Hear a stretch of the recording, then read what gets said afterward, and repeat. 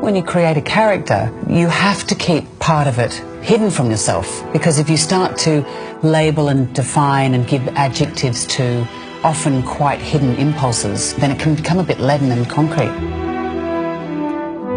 Cate Blanchett, good evening. Thank you very much for being with us and to be on our show, IWC Talks To. You've attended many festivals, obviously, around the world. And what do you think makes the London Film Festival different from the other ones? Well, in the time that I've been making films, a lot of festivals that have been ones that have really celebrated the work of filmmakers, they've been sort of, in a way, superseded or purloined by the marketplace aspect of the festival, which is the great adjunct to a film festival. But it's great to come to a film festival where you feel that the work is front and centre, that it's really for the audience. And last year you were awarded the fellowship of the British Film Institute. Yes. What does it mean for you to be fellow of the British Film Institute, which is trying to save and safeguard British film history? Well, the wonderful thing about the BFI is it's obviously got such a strong remit, a very passionate remit to preserve and foster, British film history, but it's also very committed to where film is going in the future, the various different platforms and emerging filmmakers, mid-career filmmakers. But to be awarded the BFI was, it's their highest honour. If you think about this really diverse, eclectic bunch of people, you've got Al Pacino, and then you've got John Hurt, and then you've got me and Helena Bonham Carter. It's to be counted amongst their number. It was a big moment for me. Tonight we're going to give, for the first time, a bursary award to a young filmmaker. And talking about your debut, your starting your career, who was there to help you to fulfill your dream? Well, my dream was actually very practical. It was just to work. And it didn't matter to me whether that was in film, television, or theatre. And I think that the wonderful thing about the IWC Filmmaker Bursary Award is that it gives them time.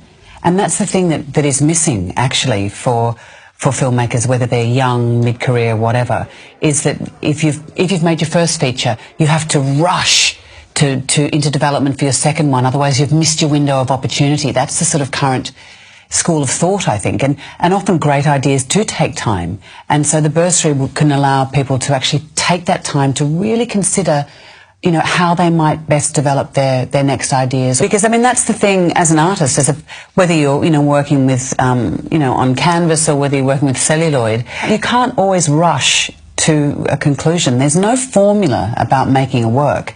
And I think particularly when you've made something that people have enjoyed, you're at risk of actually throwing the baby out with the bathwater and just keeping doing more. But if you want to deepen your connection to your work, you do need to take time. Going back to your career, and you've mentioned Elizabeth, what do you think was really the breakthrough movie of your career? Was it Elizabeth, or do you think it was? Yeah, it depends, because there's many, many breakthroughs. There's the obvious external breakthrough of being a door being opened into greater opportunity of projects, and certainly that was Elizabeth.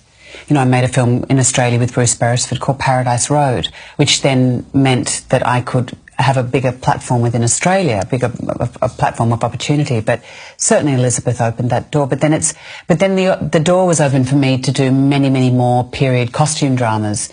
With ostensibly the similar type of character with a different name. Often when you get a female at the centre of a narrative, the story is the same. They just change the costumes and the names. And so I then chose a series of roles which I thought would challenge me. One, I died on page 9, and I was offered the lead role, but I went, no, I actually wanted that little role because I feel I can experiment with that. So I think that looking back on it, not be dictated to by any other person's career path. I was just really strong-headed and sure about sort of taking my time to make the choices that I wanted to make, irrespective of where I might end up.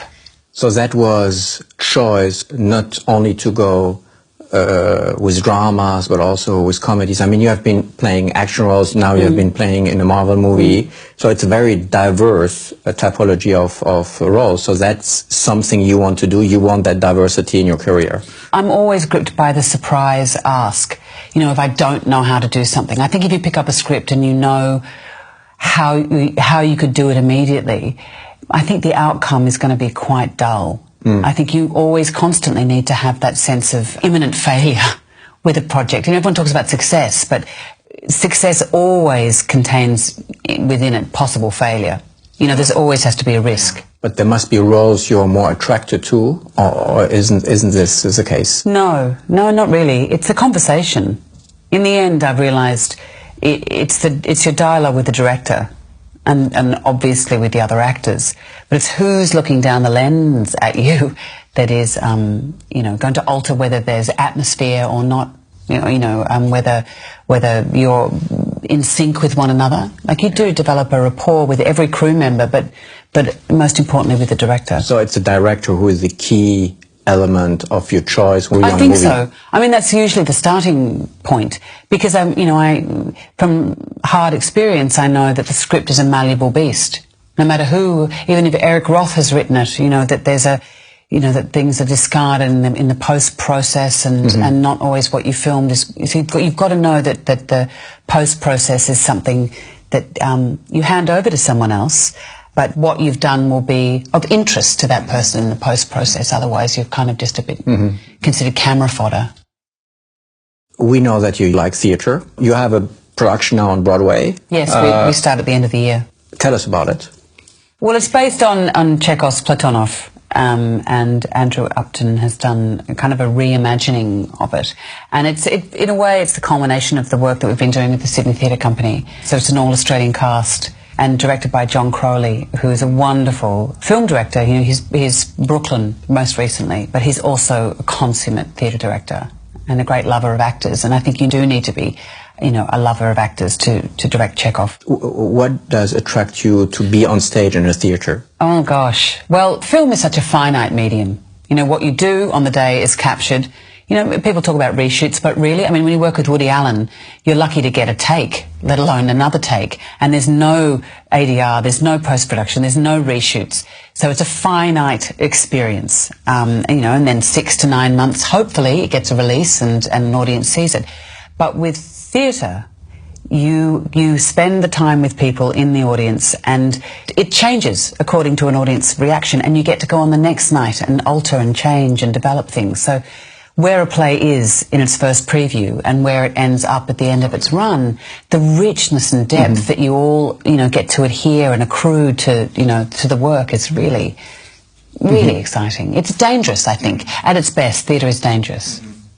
Do you think that Hollywood is innovative enough in our days? There are a lot of people doing really interesting things in Los Angeles. Not very many films actually get shot in Los Angeles, but there's a lot of really interesting television. And if you look at the number of women who are really making their mark in television, both behind the lens and the front of the lens, I mean, and it's one of the most progressive screen forms at the moment, I think. It has been a pleasure talking to you, Cate Blanchett. Thank you very much. Thank you.